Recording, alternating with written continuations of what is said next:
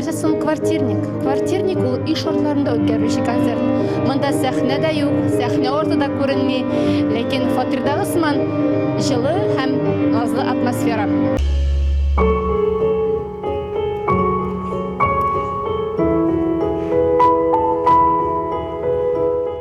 Кичә Зарипов проспекты 41 йорт адресы буенча урнашкан Җиңел канатлар урам театры артистларының өендә үтте. Бу кышның беренче һәм соңгы фатир тамашасына алдан язылып теләгән бөтен кеше килә ала иде. Бүгін біздің театрда квартирник. Ежегодно традиционно проводим квартирники. Осенние, зимние и весенние.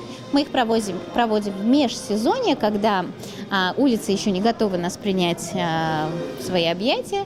Мы проводим здесь наше авторское творческое высказывание. Ребята занимаются саморежиссурой, а в этот раз квартирник особенен тем, что мы решили сделать его благотворительным.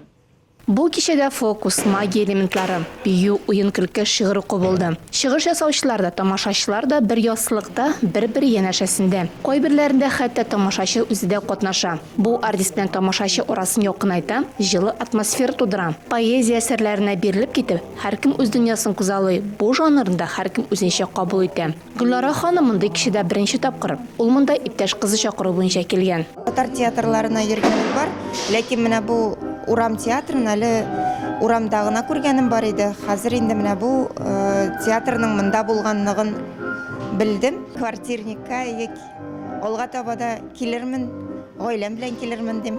Урам театрының мондай кичәләре гадәттә бушлай. Әмма бу юлы оештыручылар тамашачыларга ярдәм сорап мөрәҗәгать иттеләр. Кергәндә 200 сум күләмендә акча бирү соралды. Максатлары изге. Ташандык эт-песләргә ярдәм итүче Путь домой хәйрия фондына теләктәшлек күрсәтү. Шул рәвешле бу юлы Әлмәт тамашачысы 10 мең сум акчаларын изгелеккә юнәлтте. Алсу Әмирова, Рафаэль Сафин, яңалыклар вакыты Луч Әлмәт телекомпаниясе.